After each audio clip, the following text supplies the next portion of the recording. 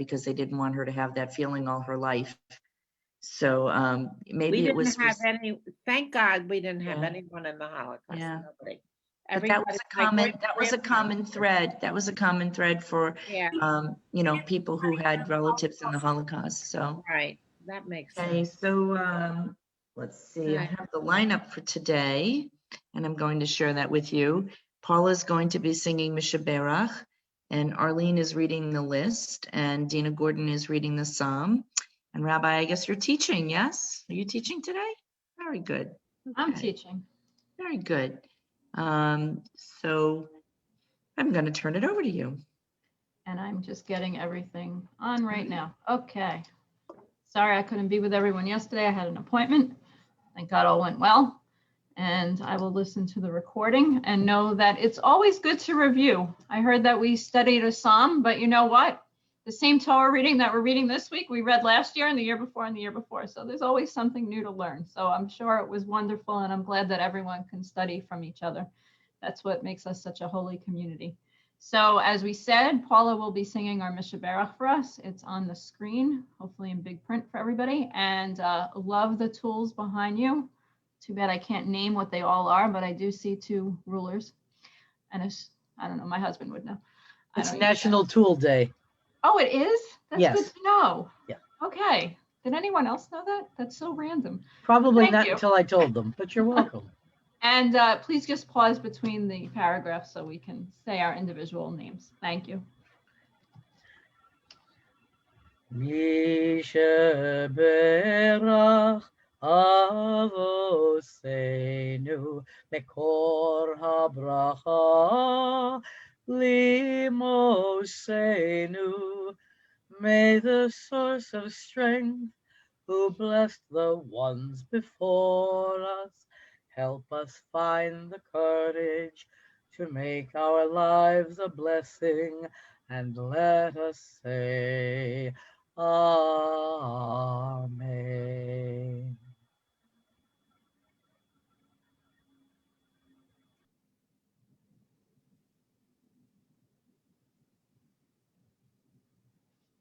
Mishaberach Imosenu Mekor habracha Lavosenu. Bless those in need of healing with refuah shlema, the renewal of body, the renewal of spirit, and let us say Amen.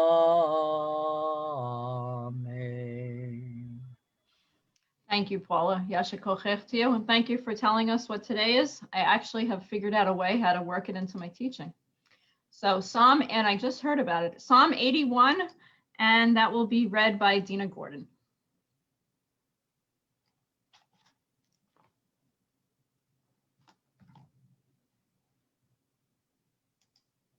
You have to unmute yourself, Dina.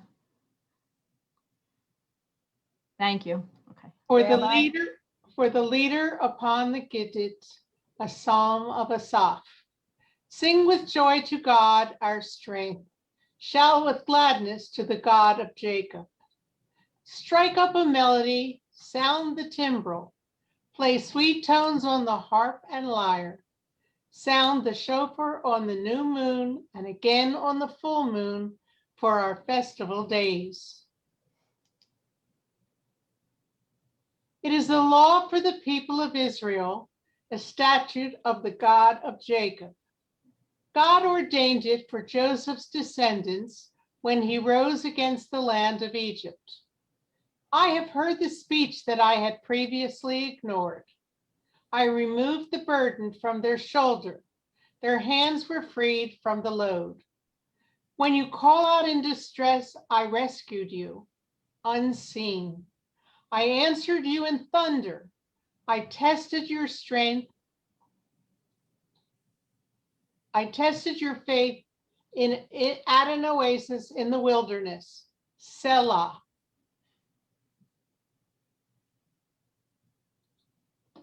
Hear this warning, my people Israel, if you would only listen. There will be no strange God in your midst. You shall not worship an alien God. I am Adonai, your God, who brought you up out of Egypt. Open your mouth wide, and I will fill it. But my people did not listen. Israel would have none of me. So I let them persist in their stubbornness. I let them follow their own inclinations. If only my people would listen to me. If only Israel would walk in my ways. How quickly I would subdue their foes and strike out at their oppressors. Enemies of Adonai shall be humbled. Their downfall shall be unending. But you I will feed with the richest of wheat, with honey from the rock. I will satisfy you. Thank you. Yasher kochech to you for reading our psalm today. So we're actually concluding chapter 3 of Pirkei Avot today with the 23rd teaching. 23rd teaching is short in words, but a lot of context and content. Rabbi Elazar Krisma, don't look for him, I've never heard of him before, but you'll hear about him, said, the laws relating to bird sacrifices and menstrual cycles are essential matters of halakha, whereas astronomy and mathematics are at the periphery of wisdom. So I have to say, when I first read this, I said, oh my God, what am I going to talk about? Because we don't do sacrifices anymore, and the menstrual cycles are relevant to some, not relevant to others. We could have a whole conversation about Nida and the mikveh if we wanted, but that's not the direction I'm going. You shall see. So who is our rabbi here who isn't, I've studied a lot, but I have never heard of him before, so I looked him up. Rabbi Elazar ben Krisma was a disciple of Rabban Gamliel and Rabbi Yehoshua ben Hananiah. He was known for his great knowledge of astronomy and mathematics. That's why he's talking about that. And Rabban Gamliel in the Mishnah of Horayot said that Rabbi Elazar could calculate the number of drops of water in the ocean. Okay, so this man was like incredibly bright, because that is really something that most people couldn't do, but it really is showing that like metaphor in a way. I don't know if he literally could do that. But he had such insight and knowledge and abilities to do things that he could count the drops of water in the ocean. He lived in poverty. He lived in the first half of the 2nd century CE. He was one of the sages of Yavna, and he was meant to suggest that at the time when Jewish life was under great stress, he said that the study of science should be put aside in order to encourage only the study of Torah. So that's what this mission is suggesting, which is fascinating, that he would say that we should put aside the idea of studying science when he was quite the scientist himself. So we'll see what he says. So okay. So we'll break it down a little bit here. The first part, kinyan ufitchei nida. So these are the bird sacrifices. These were the individual offerings that the society would bring. It's from the book of Leviticus. And the menstrual cycle, I think we all know about, but we'll talk a little bit more. But what was the connection between these two things, bird sacrifices and the menstrual cycle? They were both tied to time and measurement. So if you think about that, they weren't just issues of halakha, Jewish law, of bird sacrifices and menstrual cycles. You needed a greater knowledge of time and measurement. And how did we tell time at that point? Well, we didn't have watches, we didn't have iPhones. We had the moon and the stars and figured out when it was. Of course, we just think about Havdalah. When you see 3 stars in the sky, Shabbat's over. So you needed the astronomy and the mathematics to calculate when the bird sacrifices were needed, when the menstrual cycle was counted to then become clean days to be able to go to the mikveh. So Paula, this is how I get it connected, to say that you need all these tools in your toolbox to understand the halakha. And I can't believe I came up with that so quickly, because believe me, I didn't know it was National Tool Day, but I'm going to tell my husband, maybe it's an opportunity for him to go to Home Depot. But we need all those tools to work in life. Now, if you think that you're only, I'm very grateful for this group for telling me about Chai Flicks. I don't get to watch it too often, but when I do, I watched the New Black about these yeshiva guys, and there's one guy in it, can't believe I'm blanking on his name, but he's a character because his head's all in the book and he doesn't always know how to relate what he's learning to life. And this is really what this mission is teaching us, that you need to learn how to study what's in the halakha, but relate it to life, to be able to see what does this mean in our life today? Well, how does it work with the astronomy, the mathematics, everyday world? So it's a balance act. It's a balance act to see which of these tools we need. Is the astronomy, which is the calendar of how we created things, the mathematics of calculating things, can you only do that? Or you need to have the bigger picture of also having the ideas of what we do in human life. So Rabbi Elazar was saying he's not undermining the value of the study of halakha or the study of astronomy and mathematics, but somehow we have to mold the two together. Sorry about that. It's the high school calling. The Mishnah deals with different ways that we use mathematics. And this is how I'll explain something to you that most of us probably have no inner knowledge about, because I don't know about you, I have not learned much about bird sacrifices. I do eat animals, but I'm not into sacrifices. So literally this word kinin is nests, but it refers to the pairs of birds that the Torah required certain people to offer as sacrifices on different occasions. So what were some of these occasions? Interestingly enough, some related to the menstrual cycle. When a woman recovered from childbirth, she had to bring a sacrifice. Or a poor person, I'm not really sure why my commentary said it was a poor person, but if any person had the infliction of the sara'at, the skin disease ailment, they needed to bring sacrifices. So what were the sacrifices? One bird in each pair was meant for a burnt offering, and the other was for a purification offering, a chatat, which is a purification offering for a sin offering. So the rules for these two kinds of offerings were brought, and you had to identify which bird was being used for each. But what happens if one bird escaped and you're like, was that the one that was supposed to be for the burnt offering? Or was that the one for the purification offering that left? Or in general, if one of the birds, you just totally forgot what it was designated for. So there were some mathematical, logical reasonings behind figuring out which that was.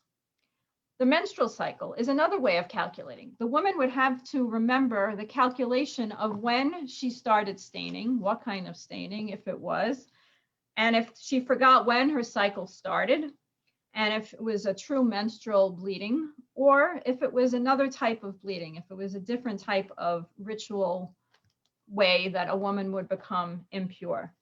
This also was an issue of calculations. So you couldn't just see it as just purely halakha, but you had to see it as calculations to how you would apply the halakha to real life. And today we're really spoiled in a way that we can figure out when all of our holidays are by a calendar. But in ancient times, that's not, of course, how it was. It was the astronomy that decided everything. So is it on the periphery or not? The Hebrew word that was used there, just give me one, is I'm going to look at the text again. Is a funny word to me, parpiraot. So it almost looks like the word parpar, which is a butterfly, but this is the periphery, the insulary. So is this really insulary or not? These other ideas. Now, the other concept here about mathematics, what are they talking about with mathematics? It's not just to calculating things, but this is something, remember the Bible codes a few years ago, the few books came out about it, the concept of, and I don't go for it, some of the gematria I do, but some of the Bible codes where they're saying the words add up certain things and you can figure something out. So what's gematria? Each letter of the Hebrew alphabet has a numerical value, and then you can interpret certain things from that. So one of my favorite ones that I actually do like, which how this could be, I'm not sure. But when Jacob says that he was living away, and the word garti. So the word garti has the same numerical value as taryag, which is 613 mitzvot. So Rashi says that by him saying garti, where I lived, not from Israel, away from my homeland, I was still observing the 613 mitzvot. Well, how did Jacob have 613 mitzvot? But it's, of course, a homiletical way of explaining something. But can you really have a proof text from that, or it's just a good way to give a homily?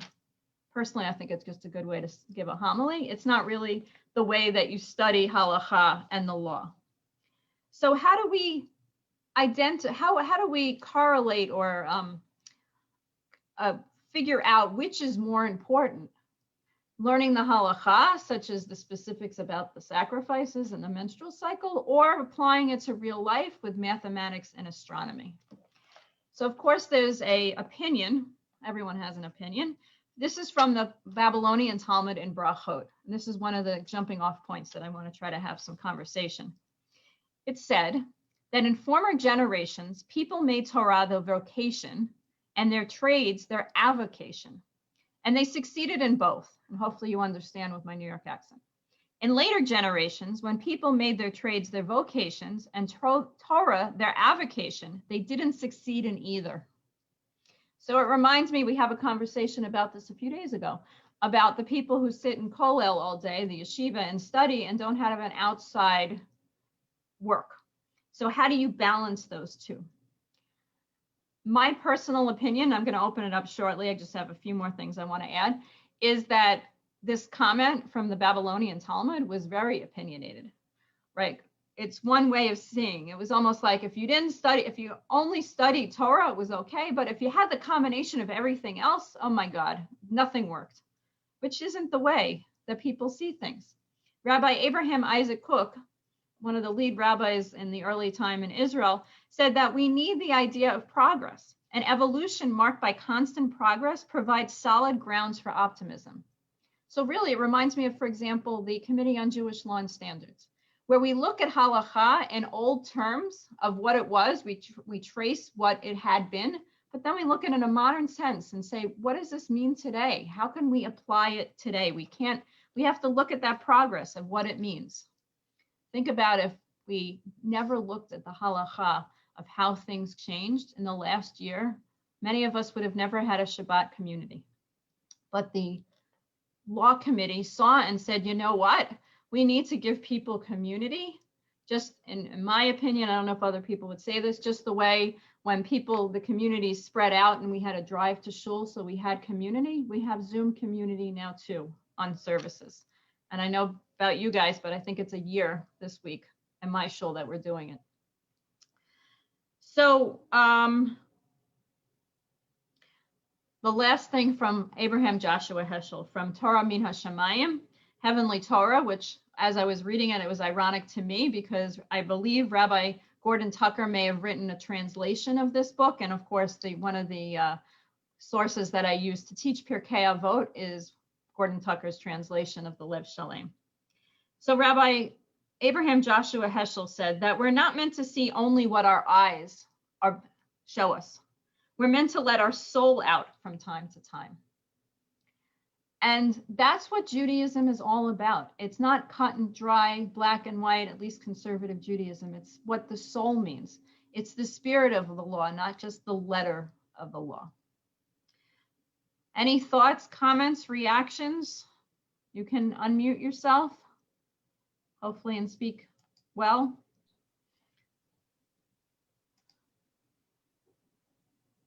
Dina, you unmuted, but did you want to say something? Okay. I did. As far as I was concerned, most of the men had no idea about Nida, about women and when they had their period and why they didn't want to do certain things at that particular time in their month until they got it through their heads. Oh, look, it's happening every month. It's happening around the same time. And I can't do anything during that period of time. And she has to be in a different bed because I can't sleep with her. And there was all kinds of laws that made men superior out of it, and meanwhile it was a woman's thing to do. Men didn't know, really didn't know about it. So, but they wrote so much about it without knowing what, in my opinion, what they were talking about at the time.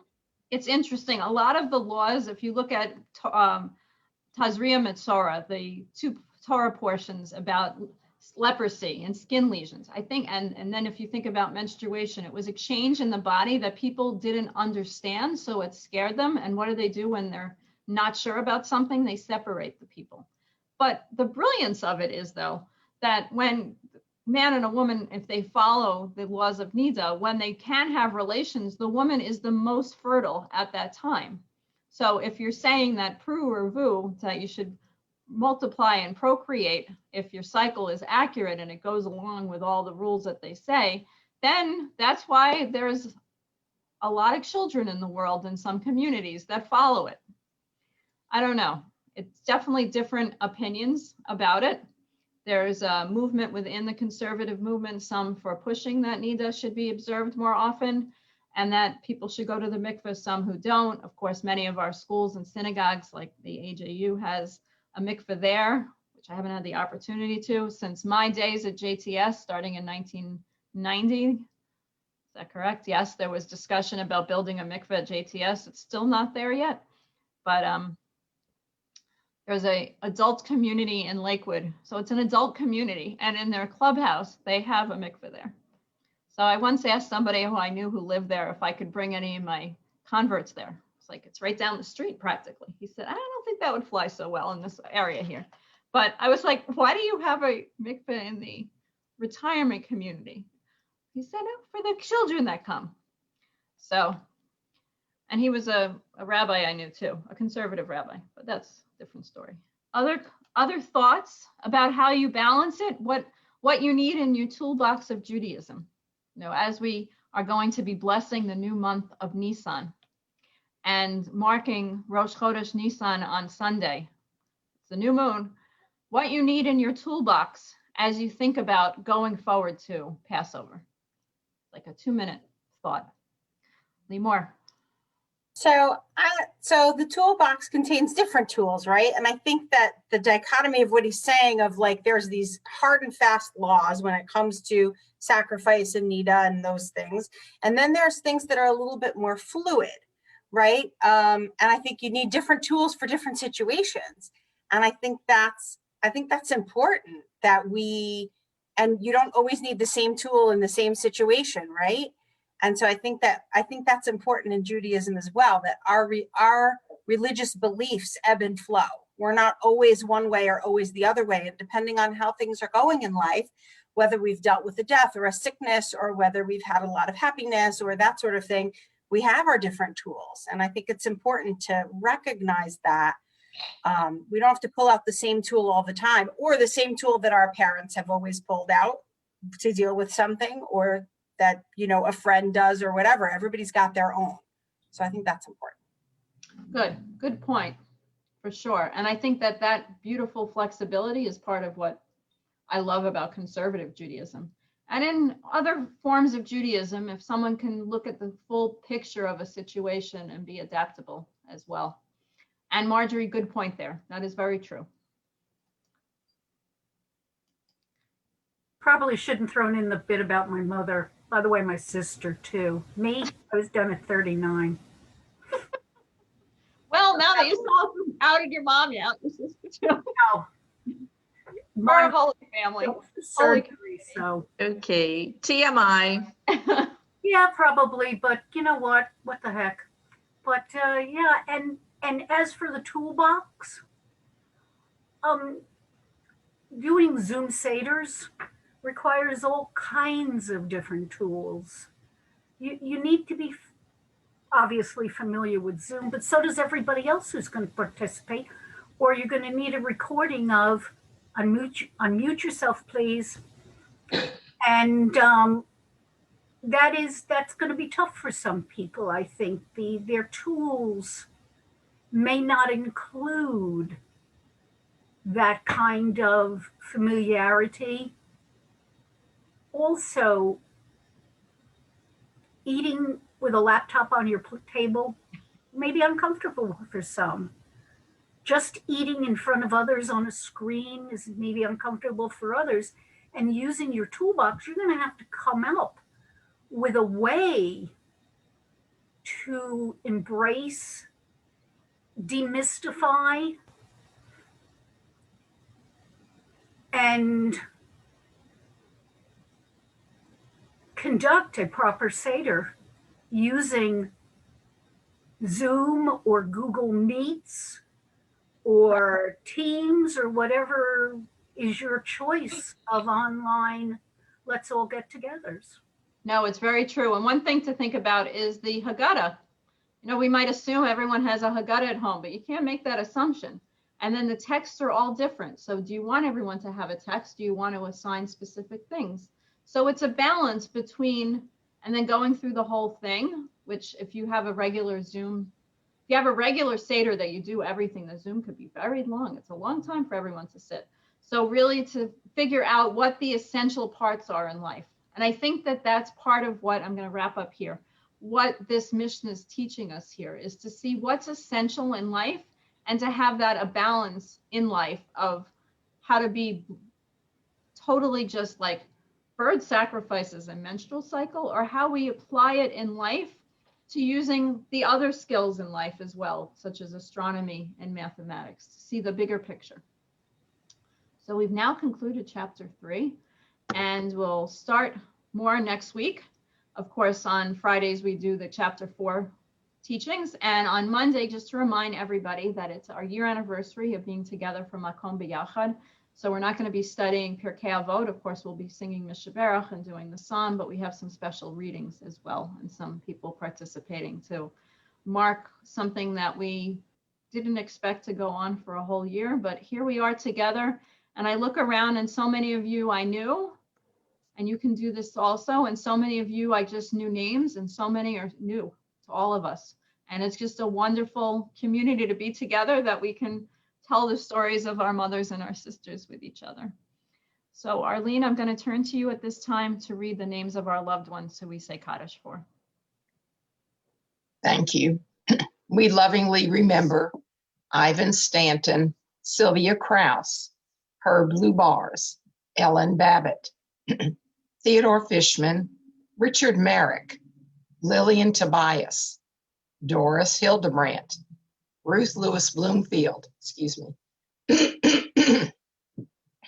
Michael Klingbaum, Michael Schrank, Shirley Shapiro, What is Kaddish for your father now? Carol Hope Taub, David Levy, Phyllis Grusin Weinstein, Rabbi Eric Wilmer, Isidore Goldberg, Bernard Stein, Martin Fasting, Myrna Fasting, Gloria Miller, Dr. Shulamith Reich Elster, Myrna Samuels.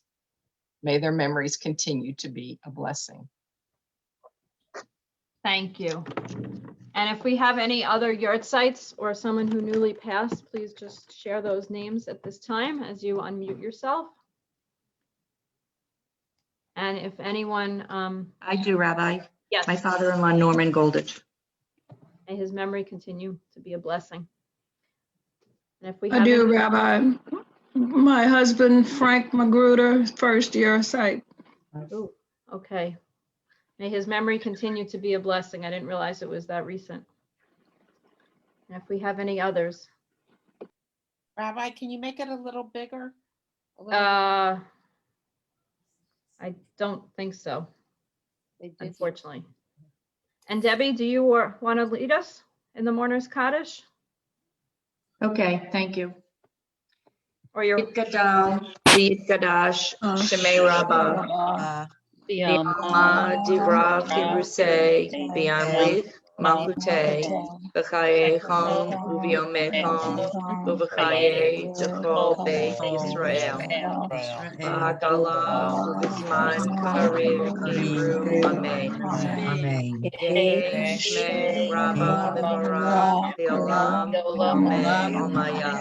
Yivarach V'yishtabach V'yitpa'al V'yitromam V'yitnaseh V'yitadar V'yitalech V'yitalam Shemei Kedusha Barichu Le'elav Min Kol Birchata V'Shirata Tushbachata V'Nechemata Damiram Yomam V'Yamru Amen.